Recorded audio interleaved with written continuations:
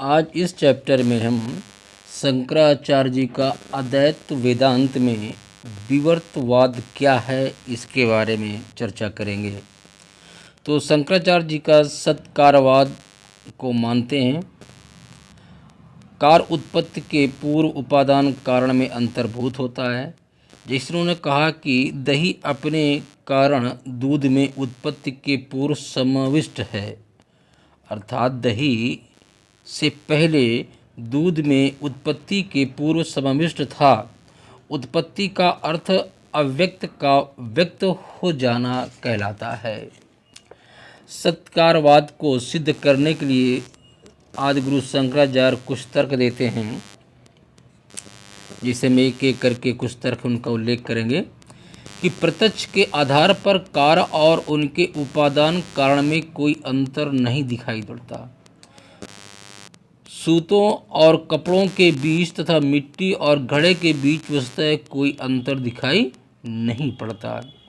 वो कहते हैं कि प्रत्यक्ष के आधार पर कार्य और उसके उपादान कारण में कोई अंतर नहीं दिखाई पड़ता। जिस प्रकार से सूत और कपड़े के बीच में और मिट्टी एवं घड़े के बीच में वस्तुतः कोई अंतर दिखाई नहीं पड़ता। क्यों?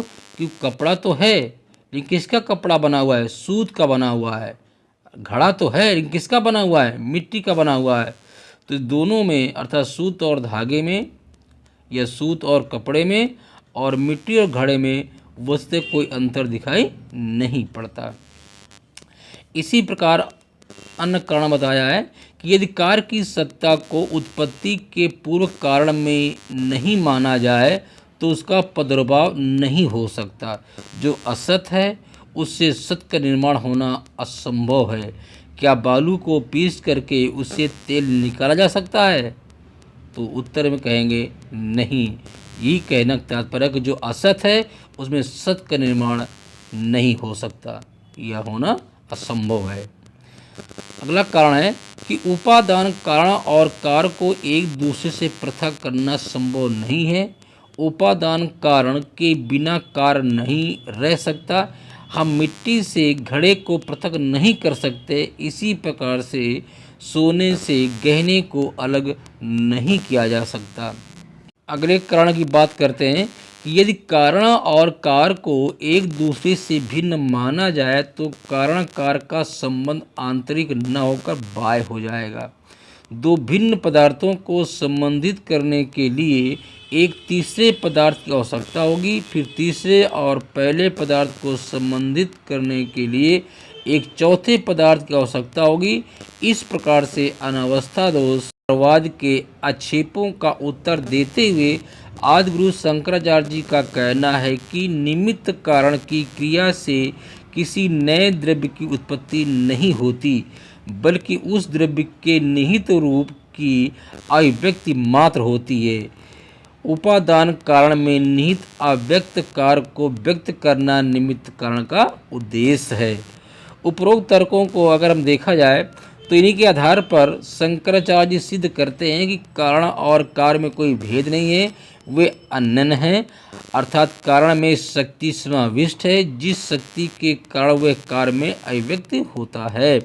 शंकराचार्य जी को सांख्य का परिणामवाद मान नहीं है। वो परिणामवाद की आलोचना करते हैं कि कार्य को कारण का परिणाम मानना अनुपयुक्त है। कार्य और कारण में आकार को लेकर भेद होता है। मिट्टी जिसमें घड़े का निर्माण होता है, घड़े के आकार से भिन्न है। कार्य का आकार कारण में अंतर्भूत नहीं है। अतः कार्य के निमित्त हो जाने पर यह मानना पड़ेगा कि असत से सत का प्रादुर्भाव हुआ है। इसे सिद्ध होता है कि परिणामवाद के सिद्धांत को अपनाकर सांख्य सत्कारवाद के सिद्धांतों का उल्लंघन करता है। शंकराचार्य जी परिणामवाद का प्रतिकूल सिद्धांत विवर्तवाद का प्रतिपादन करते हैं। विवर्तवाद के अनुसार कार्य कारण का विवर्त है। देखने में ऐसा प्रतीत होता है कि कारण का रूपांतरण कार्य में हुआ है, परंतु वास्तविकता दूसरी रहती है। कारण का कार्य में परिवर्तित होना एक आभास मात्र है।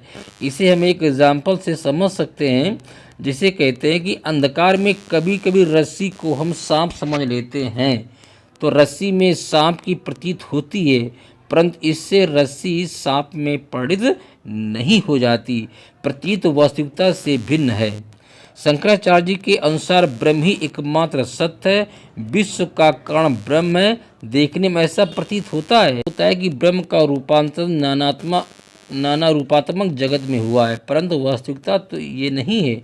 ब्रह्म अपरिवर्तनशील है, इसका रूपांतरण कैसे हो सकता है? ब्रह्म यथार्थ है, विश्व इसके विपरीत अयथार्थ है। जो यथार्थ है उसका रूपांतरण अयथार्थ में कैसे हो सकता है? अतः शंकर जी मानते हैं कि जगत ब्रह्म का विवर्त है। शंकर का ये मत ब्रह्म विवर्तवाद कहलाता है। विवर्तवाद शंकराचार्य जी के दर्शन का केंद्र बिंदु है। शंकराचार्य का जगत विषयक विचार विवर्तवाद पर आधारित है। विवर्तवाद के आधार पर शंकर जगत की सृष्टि की व्याख्या युक्त संगत ढंग से करते हैं, परंतु रामानुज परिणामवाद को मानने के कारण सृष्टि की संगत व्याख्या करने में अपने को असमर्थ पाती है।